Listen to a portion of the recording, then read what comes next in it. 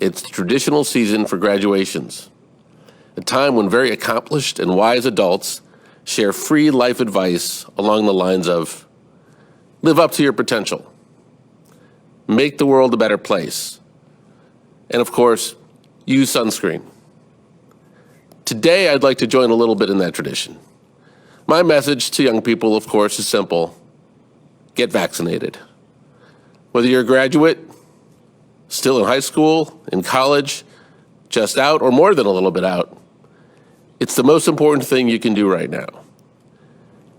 Young people have been through a lot in this pandemic. In many ways, the pandemic has been as hard on young people as anyone. The pandemic disrupted your schooling, your job search, your income, and your social lives. Some of you lost parents, grandparents, or other loved ones.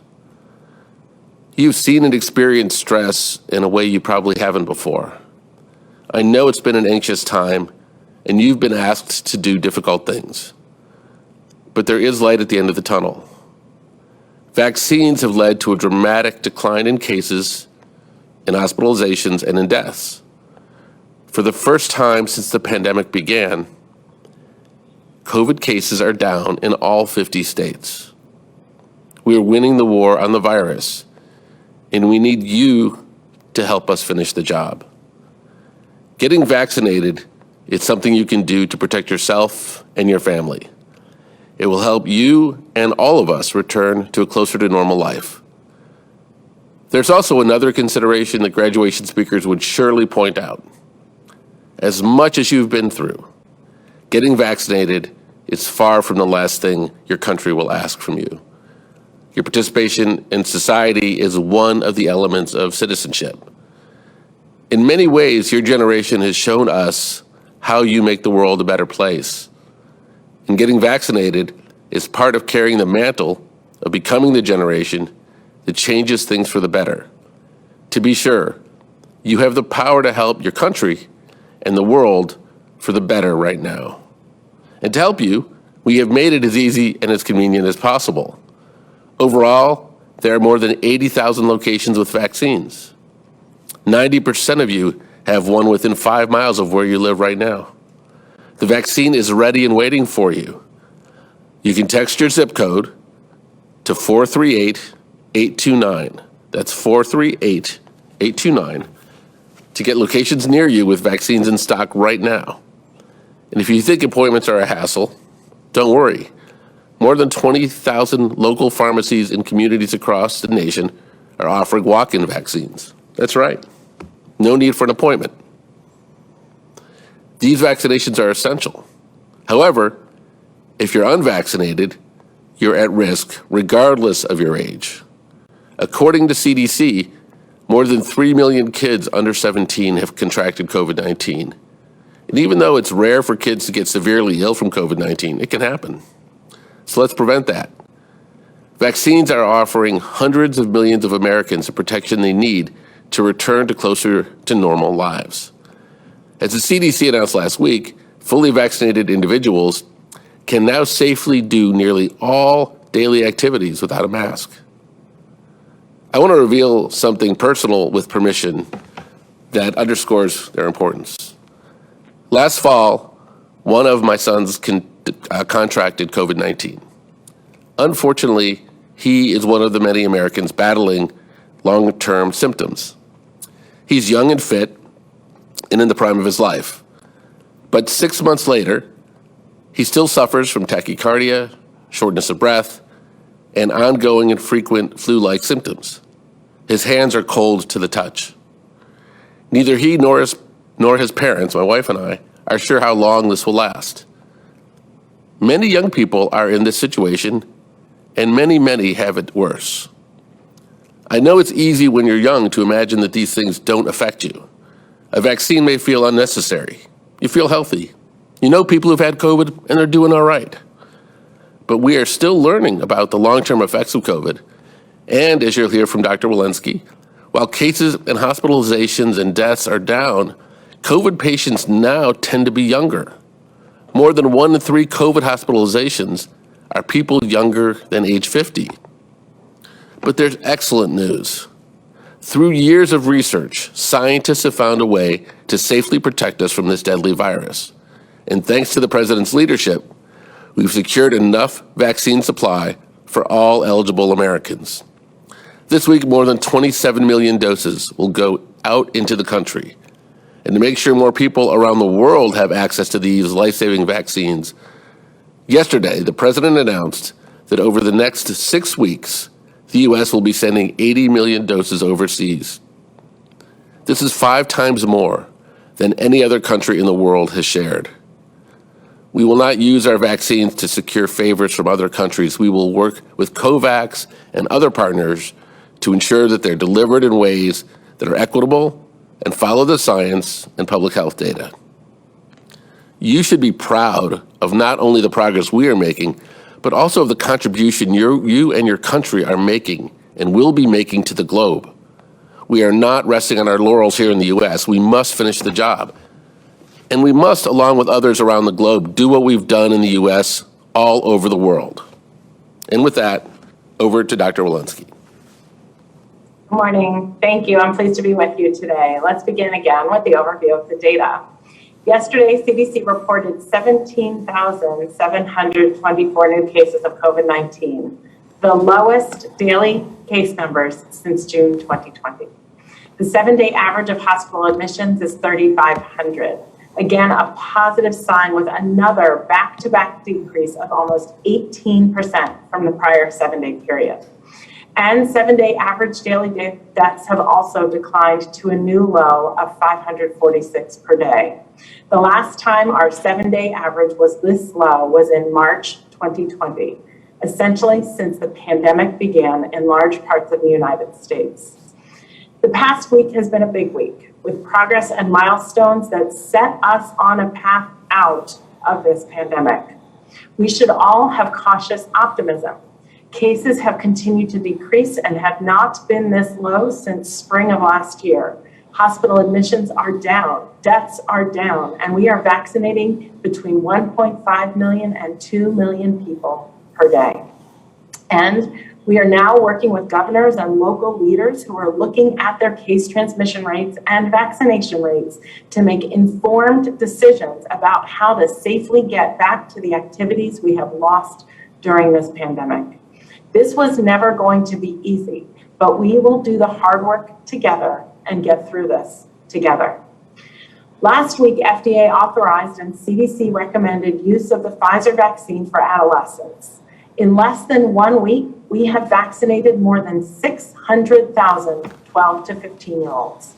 And in total, more than 4.1 million adolescents aged 12 to 17 have been vaccinated so far. My own son was one of them. Yesterday, we had a landmark day. As the president announced, more than 60% of people 18 years and older have received at least one vaccine dose. We need to continue to ensure vaccination coverage is uniform across the country. This will require us to meet people where they are, to listen to their concerns, and to help people make informed decisions about vaccination. Today, we will publish an article in the Morbidity and Mortality Weekly Report that compares vaccine coverage in urban and rural areas and communities in between. We looked at county-level vaccination data for people 18 and older from 49 states and Washington, D.C. In this analysis, which looked at vaccination rates through April 10th, 2021, COVID-19 vaccination coverage was lower in rural counties, approximately 39%. Compared to urban counties, approximately 46%. This was true for counties across the country, across all age groups, and among men and women.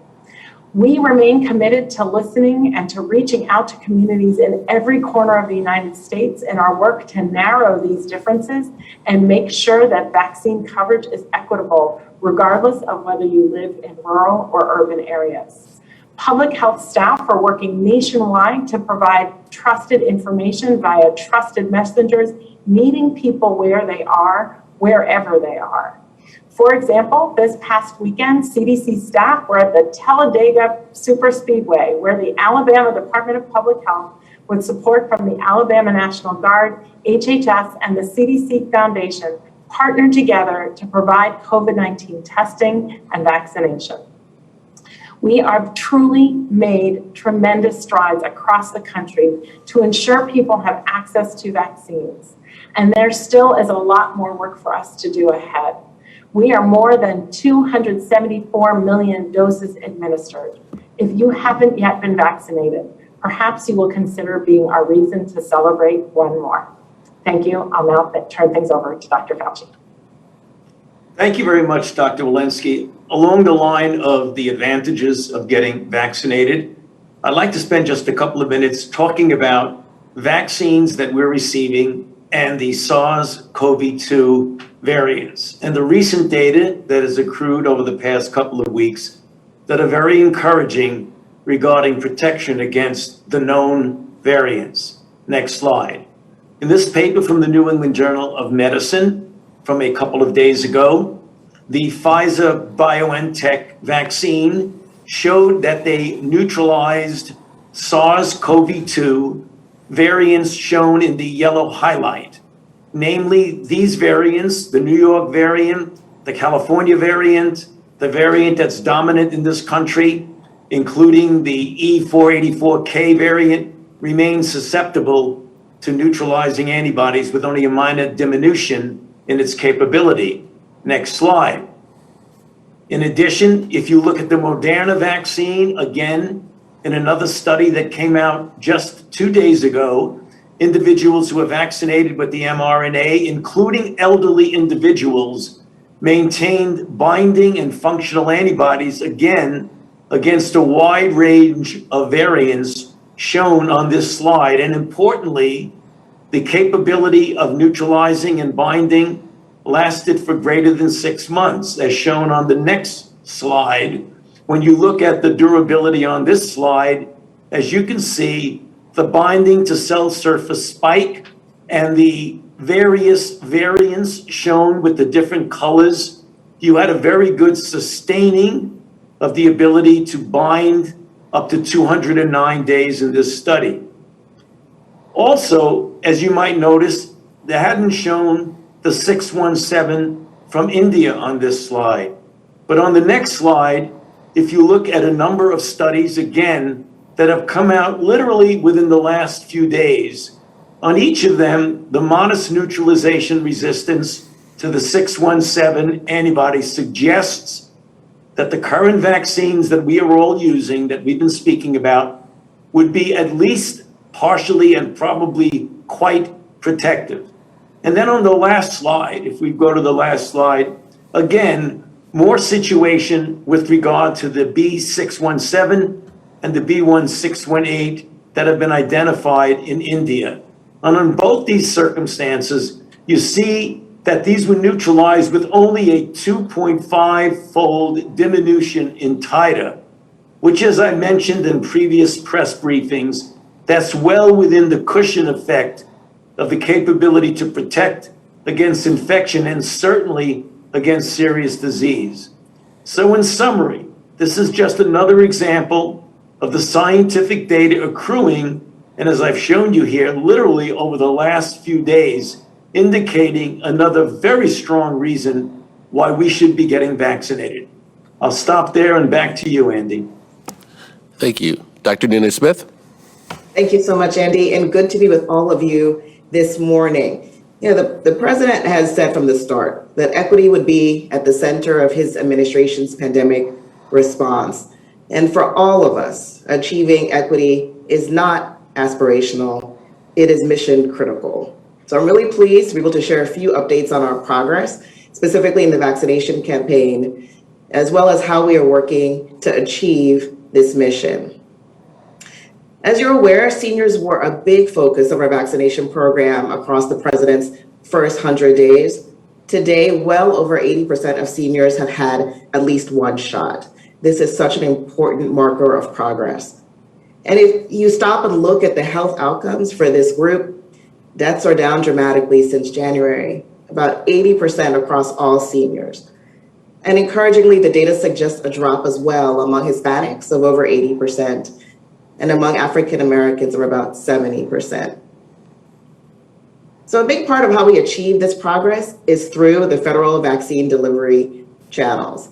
And from the beginning, the federal vaccination channels have taken an intentional approach to center on equity. Taking a place-based approach, we recognize zip code as a stronger predictor of health than genetic code in our country. And so using that to get resources to both the highest risk and hardest hit communities.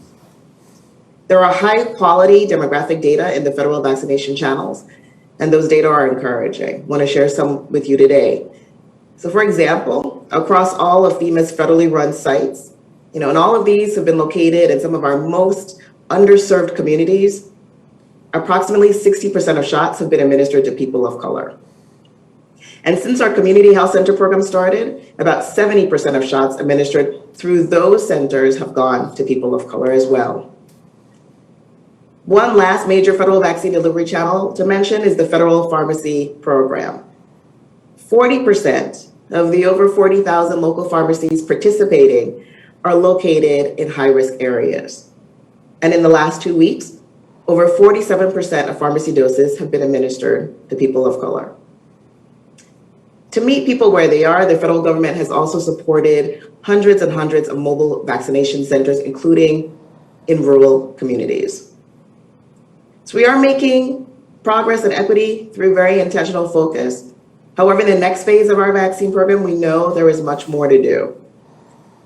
In this phase, to ensure we are truly reaching everyone who's unvaccinated, we will need to keep addressing structural barriers to access. We'll need to focus even harder on meeting people where they are. And we'll continue providing the public with the answers they need to get vaccinated. We also need to acknowledge that many people of color only recently became eligible because in our country, people of color skew younger, and millions weren't eligible until mid-April. Still, we are seeing some encouraging national trends. Of course, there are some data caveats, but in the past 2 weeks, the data suggests 51% of those vaccinated in the US were people of color. And that's above the 40% general population representation for these groups. But we know we must push further. And to do so, we have to make sure we reach everyone in this phase. We're taking important steps to advance on equity, taking on those structural barriers first. Examples include transportation and paid leave. You've heard about our partnership with Uber and Lyft to provide free rides to and from vaccination appointments. And in recent weeks, many businesses across the country have stepped up and answered the president's call to offer paid time off for their employees to get vaccinated. And thanks to the American Rescue Plan, we started a tax credit program to help small and medium-sized businesses do so. And second, we're definitely meeting people where they are, sending vaccine doses directly to communities that have been the hardest hit, including sending a greater number of vaccines to rural health clinics.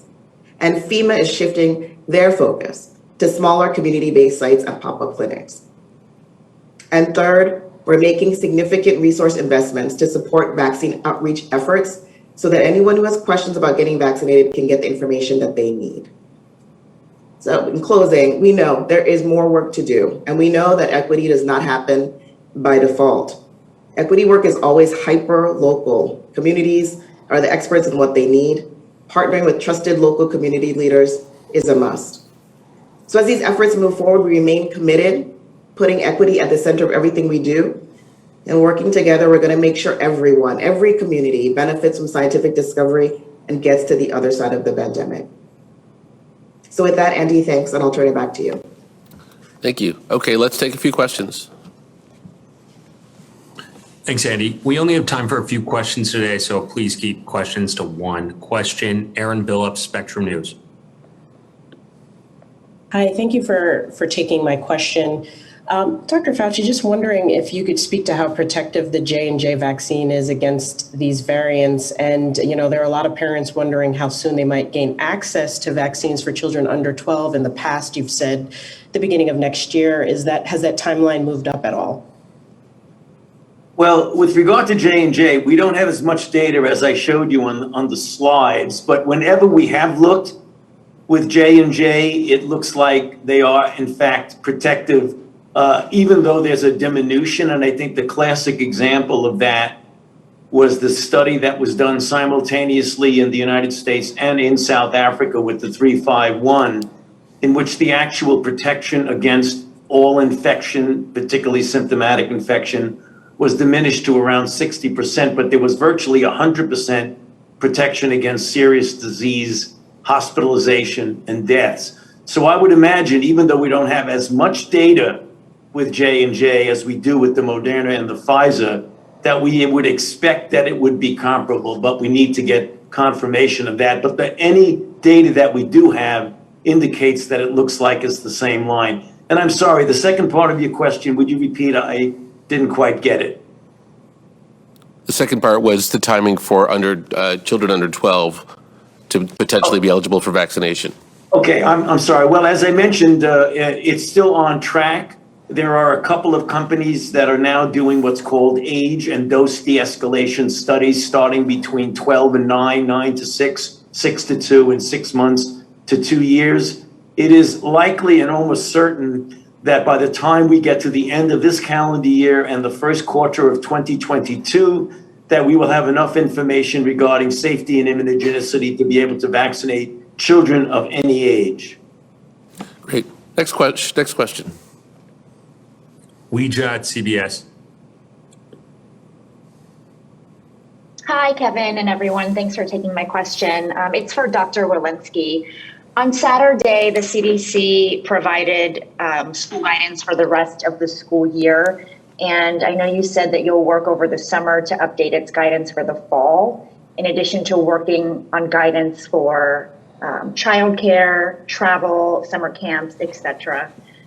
You guys have talked a lot about how the data and the science led you to these new mask guidelines. So if you already have that data and science, what is holding up the guidelines for all these other areas? And can you provide any time frame for when you'll have them? Thanks a lot.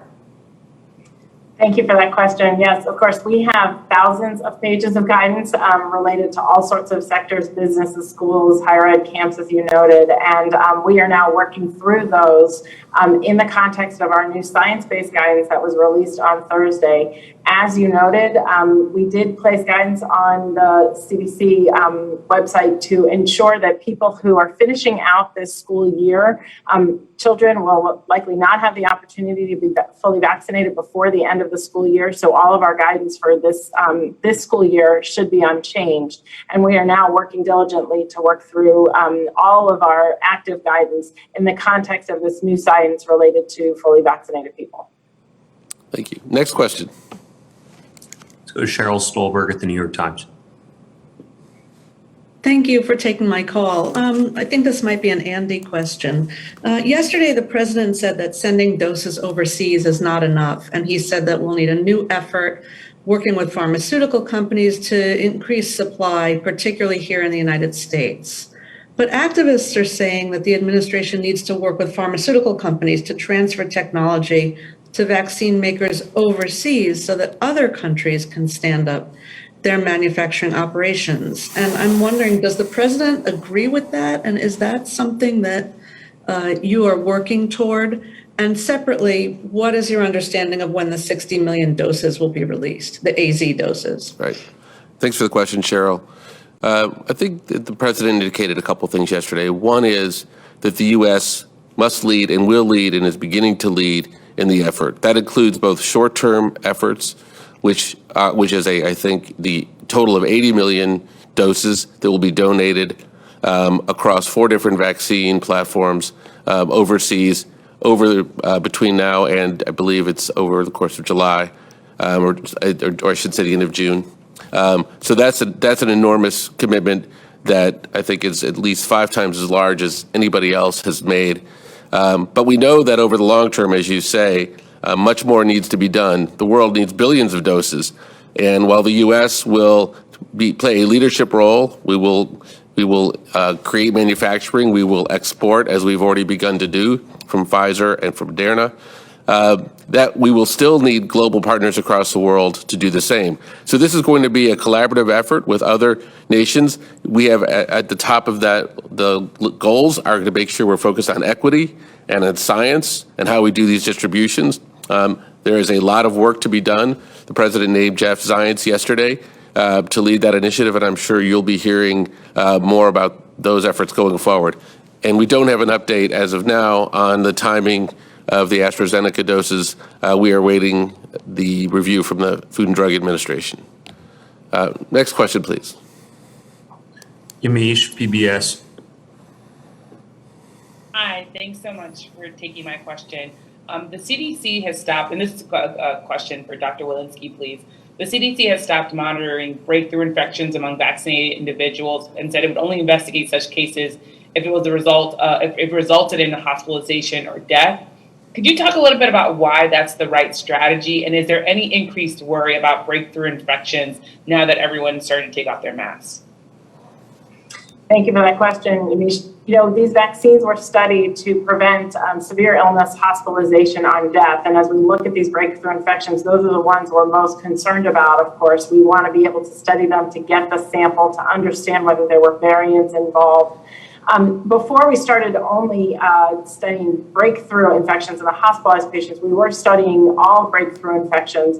What we were starting to find is or I should say a large portion of them were fully asymptomatic. And in fact, when we went to study them and even sequence them, there was inadequate virus to even do so. So we are continuing to learn about breakthrough infections in the academic world as well. But what I would say is as we're bringing in the samples to have capacity to study all that are coming in, we want to make sure that we're limiting it to those that result in severe disease, hospitalization, and death. Next question. All right, let's squeeze in one more question. Ricardo at the AP. Hello, thank you for taking my question, and it's for Dr. Walensky.